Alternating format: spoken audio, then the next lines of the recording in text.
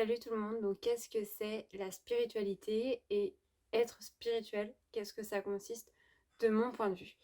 C'est mon point de vue actuel, peut-être que demain ça changera, j'en ai aucune idée, mais en tout cas c'est un point de vue que j'ai déjà depuis longtemps et je vais vous parler de ma vision des choses, de la spiritualité en, au sens large du terme, que ça soit religieuse ou non religieuse, peu importe, chacun y voit midi à sa porte et qu'est-ce que c'est être spirituel?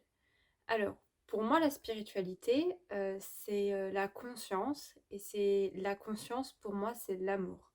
Donc, je crois au fait qu'il y ait, on va dire, une forme de Dieu, entre guillemets, dans le sens, pas un Dieu barbu comme on peut s'imaginer ou comme ça peut nous l'être représenté dans plein de religions, par exemple, mais je visualise ça plutôt comme une source d'énergie qui est conscience et amour, euh, et qui est en fait partout, qui est en nous, qui est par exemple dans le parquet sur lequel je suis assise, euh, qui est partout, que ça soit dans les arbres, les plantes qui poussent, nous, vraiment, même dans l'immatérialité, donc par exemple les ondes radio, etc., etc. Pour moi, ça, c'est pas forcément, c'est pas matériel, mais Dieu est partout, Dieu est conscience, et Dieu, en fait, c'est nous, on est Dieu, on est une infime partie de lui.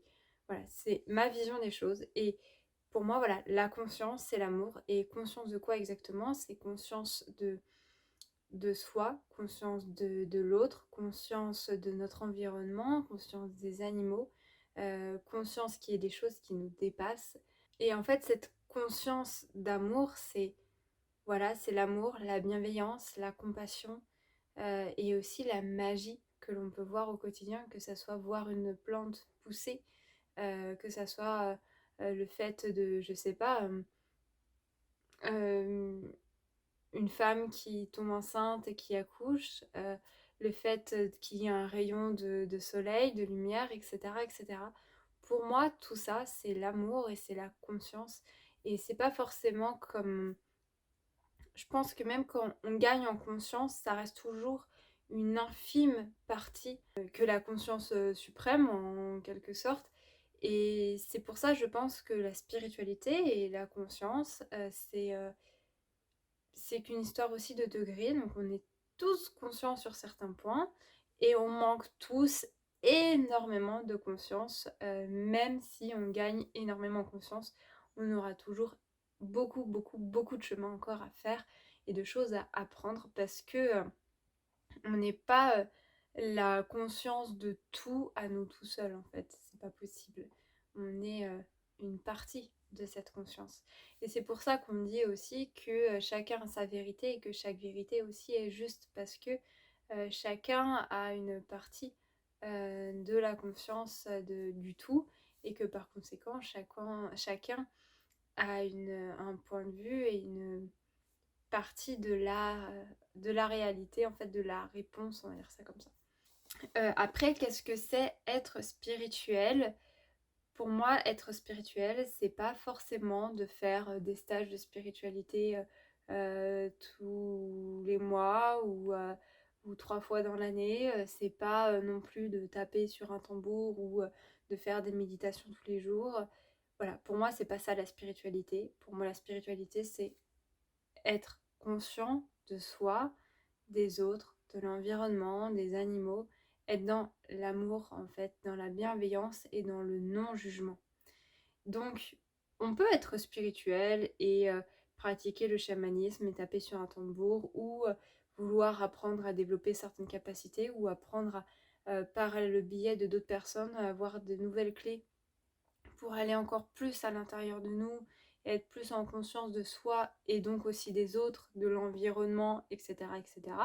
Ça, ok, je ne suis pas contre le chamanisme ou faire des stages, ou etc., ou les méditations. C'est pas question de ça, c'est juste que c'est des outils, on va dire ça comme... Enfin, ouais, je vois ça comme ça, c'est des outils qui peuvent nous aider à développer cette conscience en soi et aussi à l'extérieur de soi. Mais plus on gagnera de confiance en soi, plus on gagnera aussi de confiance à l'extérieur, je trouve.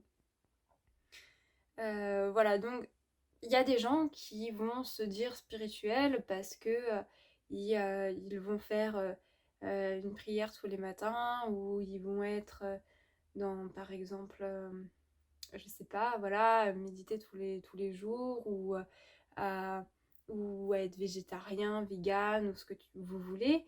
Oui, il y a des gens qui ont ce type de pratique et qui sont extrêmement, j'en sais rien, mais qui ont beaucoup de conscience. Mais il y a aussi des personnes qui vont avoir ce type de pratique et qui vont à côté de ça juger dès qu'il y a une personne qui fait un pas de travers, qui vont critiquer à tout le temps, à tout va, les gens qui les entourent, etc., etc. Et ça, pour moi, c'est un cruel manque de conscience et d'amour et de bienveillance envers autrui, parce que on ne sait pas ce qui se passe dans la tête de l'autre, dans sa vie, etc. Et qui fait que c'est juger quelqu'un alors qu'on a peu d'informations sur la personne. Donc finalement, c'est un point de vue qui reste limité. Et voilà, ça veut pas dire qu'il y ait des gens qui... Enfin, ça veut pas dire qu'on doit être parfait et jamais juger. Et voilà, ça nous arrive tous, même des fois sans nous en rendre compte, de juger. Et je pense qu'il faut essayer de faire attention à pas trop culpabiliser ça. Après, ce qui est important, c'est pas d'entretenir un jugement. Des fois, on va avoir une pensée jugeante qui va nous traverser, qui va être très soudaine. Mais c'est à nous aussi de nous dire, ah, ça c'est une pensée pleine de jugement, je vais pas la nourrir en fait. C'est au contraire, c'est que ça doit cacher une peur, ou voilà, une peur inconsciente, ou ça doit me rappeler des choses de mon passé. Donc soit on peut chercher à comprendre pourquoi cette pensée, bon, il ne faut pas faire ça non plus avec toutes ces pensées parce que sinon on s'en sort pas, mais voilà, essayer de faire un tri en disant non, c'est pas parce que la pensée m'a traversée, cette pensée-là, cette phrase-là, ce jugement-là, que c'est la réalité des choses, et que je dois rester sur cette pensée qui juge, par exemple, je ne sais pas moi, le style vestimentaire d'une personne. Voilà, ça reste très en plus superficiel comme jugement, donc ça sert vraiment strictement à rien d'avoir ce type de jugement. Enfin bref, donc tout ça pour dire que voilà, être spirituel, on peut être très bien spirituel et être vendeur dans un magasin. Quand je dis ça, je pense à une ancienne collègue à moi que je trouve extrêmement spirituelle, parce qu'elle est du genre à vraiment, mine de rien, s'écouter et à chercher à faire le bien autour d'elle, que même quand elle va parfois être en colère, ce qui peut lui arriver à tout le monde, hein, elle va chercher quand même à écouter la version de la personne en face, de chercher à comprendre, euh, quitte à chercher des solutions par la suite, et pas juste rester centrée sur sa colère. Elle va chercher, voilà, toujours à s'ouvrir aussi à l'autre et pas à s'enfermer dans quelque chose. Et ça, je trouve que c'est une grande preuve de conscience. Il y a une autre chose qui moi, m'a vraiment montré qu'il y avait une grande conscience en elle. Je tiens à préciser en plus que cette femme, elle est... On a Je lui ai déjà parlé de mes points de vue au niveau de la spiritualité, mais elle m'a jamais vraiment parlé des siens. Donc, j'en ai conclu qu'elle n'était pas forcément dans ces croyances-là et qu'il n'y avait pas de souci. Mais je la trouve bien plus spirituelle que moi, parce qu'elle va avoir euh, cette conscience et cet amour de l'autre, et cette grande bienveillance et gentillesse qui, pour moi, est hyper belle à voir. Je me souviens une fois, donc je vais pas rentrer dans sa vie privée parce que voilà, ça reste de son domaine privé. Et, mais ça m'a vraiment marqué. Et en fait, il y a une période de sa vie où elle avait deux choix possibles, deux portes possibles. Une porte pour réaliser un rêve qui lui tenait très à cœur, et une porte où justement elle ne réaliserait pas, ou pas tout de suite. Mais voilà, elle préférait finalement comment formuler ça sans trop en dire, mais Ouais, elle préférait finalement de pas le faire ou pas le faire tout de suite pour faire autre chose et qui est en lien avec une personne et en fait, elle a appris donc cette deuxième porte qui l'a menée à un moment donné, on va dire, dans une impasse. Pas que elle a rien appris en prenant cette porte, bien au contraire, je pense qu'elle a appris énormément de choses. Et en fait, quand elle s'est rendue compte que voilà, elle était dans cette impasse-là, elle s'est dit, bah, elle m'a dit à un moment donné, oui, mais c'est à cause de cette personne-là. Et après, elle s'est repris tout de suite d'elle-même en disant, non, non, non, non, c'est pas de sa faute, c'était mon choix. Cette personne m'a jamais rien demandé, et voilà, c'est mon choix, et je regrette pas ce choix parce que voilà, c'est le mien, c'est. Et en fait, elle a pris en se positionnant de cette façon-là sa responsabilité de son choix. Et je trouve que ça prouve vraiment à quel point elle est souveraine d'elle-même, souveraine dans le sens pas au-dessus des autres et la reine du siècle ou je ne sais quoi, mais vraiment dans la conscience de ses choix, de l'impact de ses choix, et que ses choix n'engagent que elle et qu'elle ne peut pas rejeter la faute sur autrui.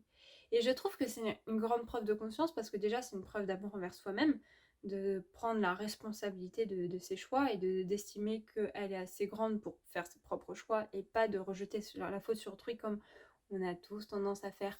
Moi aussi, je suis pas parfaite, ça m'arrive parfois encore. Et, et voilà, et de se dire, bah non, ça je peux pas reprocher à cette personne-là parce que voilà, c'était moi, c'était mon choix et, et je regrette pas ce choix parce que c'est moi qui l'ai fait et que c'est. Et voilà, et c'était mon expérience de vie en quelque sorte. Bon, on l'a pas formulé ça comme ça, mais ça revenait à ça. Et je trouve que c'est super beau à voir et c'est hyper inspirant. Et donc voilà, tout ça pour vous dire que on peut être très spirituel et, euh, et pourtant être en fait tout simplement dans l'écoute voilà, de soi au quotidien, dans l'écoute des autres, dans le non-jugement, essayer de faire un minimum attention à notre environnement, à notre bien-être intérieur et le bien-être des autres. Et voilà, être dans l'amour de soi et des autres, de l'environnement. Et, et voilà, en fait, c'est aussi simple que ça. On n'a pas forcément besoin, euh, pour être spirituel, de s'intéresser même à la spiritualité. J'ai des amis qui s'intéressent pas forcément à la spiritualité, ou en tout cas autant que moi, et que j'estime très spirituel au quotidien parce que ils font ce qui leur tienne à cœur et ce qui leur paraît juste et sans juger les autres de penser différemment ou d'agir différemment. Et, euh, et voilà, et je trouve que c'est très beau à voir.